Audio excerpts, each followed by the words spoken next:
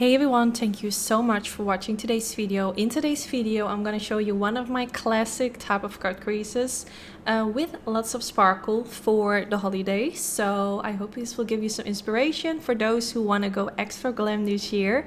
So let's get started. Now for today's look, I'm going to use my MAC Cosmetics paint pot in the color Soft Ochre, and I'm going to blend this all over the eyelid to remove the redness, leave me with a nice clean canvas for my eyeshadow, and it will make my eyeshadow more long lasting. Then after that, I will set it with some powder to lock everything in place. And then I'm going in with some eyeshadow guards. I apply them underneath the eyes. If you don't have these, you can also use some regular sticky tape. So I went in with the Inglot black kohl pencil, and I'm going to use this to kind of carve the shape of today's eye look. So I'm just creating a line like right above where my crease naturally folds. You can go higher, you can go lower, it kind of depends on what you like. But I have been doing this eye look for so many times that I kind of know where I want my line to be, but the higher you're gonna make it, I feel like the more dramatic it's gonna look. So I would say just go a little bit above your natural crease line, but it does really depends on your natural eye shape. So then I'm going in with the Sigma and Unknown palettes. Still loving my own palette, still so honored to create this together with them. But yeah, I'm gonna use my palette for today's look. I will link it down in the description bar in case you're curious. So I'm gonna take the color Levine, which is a matte black shade, and I'm gonna use this color and blend right on top of where I just blended the Inglot pencil. So this will smudge out the pencil a little bit. You can also like go directly in with eyeshadow and create the shape that I just made with the pencil, but I do feel like the pencil kind of makes it a bit easier, kind of like your guideline, if that makes sense. So I don't know, I would just do it the way I did it. I mean, if I didn't think that way, I would probably not have done it, but you know what I mean. I like to kind of like present options to you guys so you can also do it different ways. Maybe you find like a pencil actually not to work really well, you can also go directly in with eyeshadow. So I'm just smudging it out, and then I went in with the color Adorn, no, not Adorn, Leon, which is the name of my father. And I'm gonna use this color to blend along the edges of where the black eyeshadow is, just to soften it out, because it was looking quite harsh and you don't want it to be like just black which is smudged on. You want it like the edges to look more soft and faded. So that's why I went in with this color along the edges, and after that I'm gonna also go in with an even lighter shade to make it look even softer. But you can kind of go back in with the black eyeshadow as well if you feel like you need a bit more of that.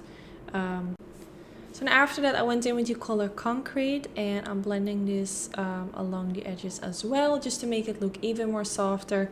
I like to go in with multiple shades, like for example if I'm doing a smoky eye with black, I'll always go in with like a dark brown and a light brown, and maybe even a lighter color than that, to really blend out the edges and make the transition as light as possible. So the same goes with this one. I went in with black, a dark gray, and now with a light gray, and then after this I also go in with an even lighter shade, which is going to be white, to make the transition look easy. So I'm going in with the color Cottage, and this is a matte white color, and I'm just going to use a Sigma E25 brush and blending this kind of loosely just right underneath the highest point of my brow, and then blending it a bit downwards towards my eyeshadow.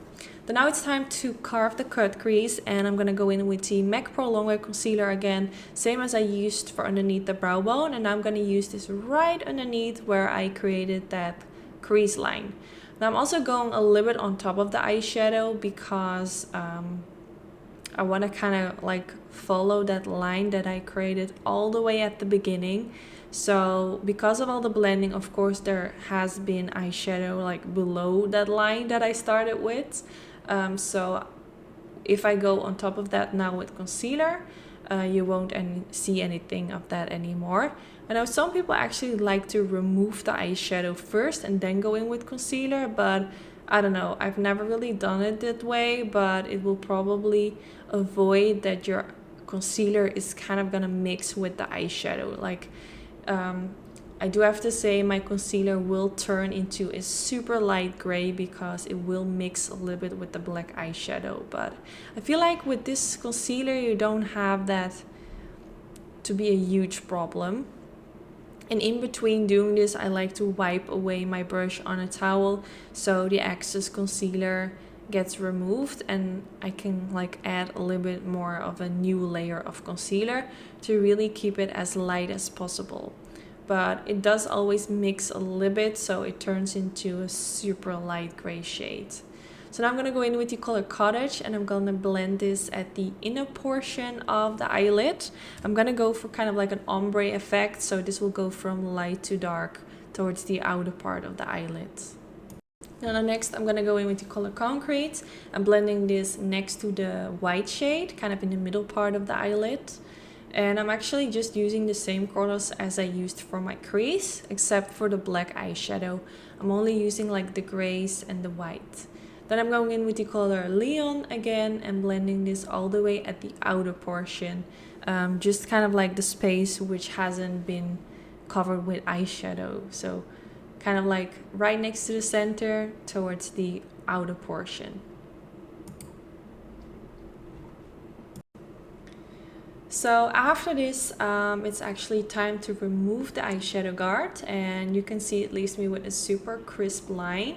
It does kind of rip away the concealer, so I do like to go in with a little bit of a fresh layer of concealer like right underneath that. But I first like to do my eyeliner, so if I do have a mistake with my eyeliner, I can also kind of clean that up with concealer like right away. So I use the Inglot eyeliner, which I really like. I believe it's one of their most popular products, and it's super black, easy to work with. I actually absolutely love this eyeliner. Let me know if you tried it. So I'm gonna just use a eyeliner brush from Sigma Beauty.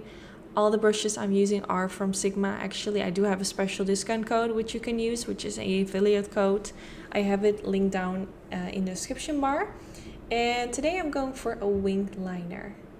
Then I went in with the Inglot Kohl pencil, which I used all the way at the beginning to create that cut crease shape. And now I'm using it all the way in my waterline. I absolutely love this pencil for in the waterline. It's super black, easy to apply, and it stays in place really nicely.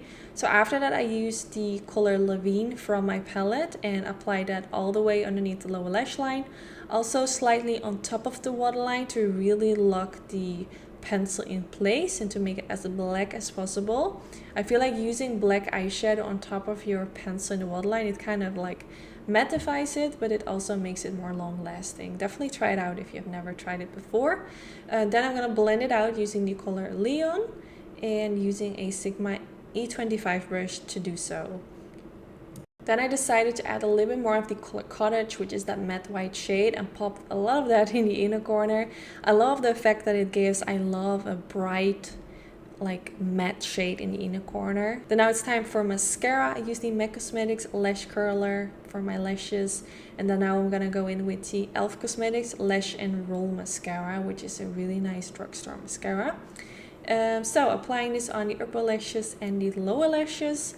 Not too focused on making my upper lashes long because I will cover them up with falsies. I'm using these Weary lashes from Attitude, which used to be my own lash company, but I actually quit with it, so they're not available anymore. But you can use them as a reference of something similar if you do like how these look.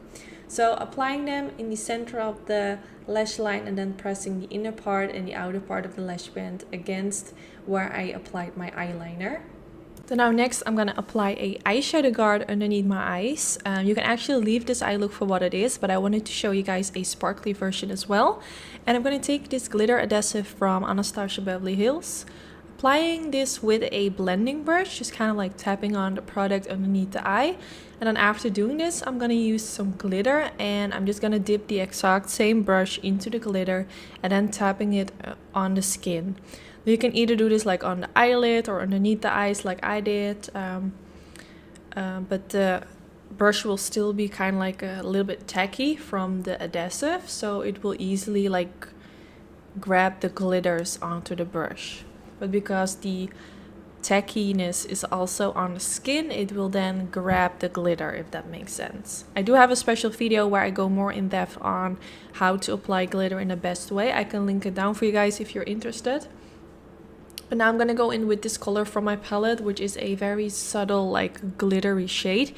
You can use it with a dry brush and it will give a very like subtle sparkle, or you can make your brush wet and this will intensify it. As you can see, it will give a really beautiful, like shimmery, glittery sheen. And then on top of that I used some of the glitter, and then here you have the finished result with the glitter applied. Let me know what you think of this look. Is this something that you would wear for like the holidays or a different occasion? Let me know. I hope you guys enjoyed, and don't forget to give this video a thumbs up if you did enjoy, and hopefully I'll see you in my next video. Bye guys!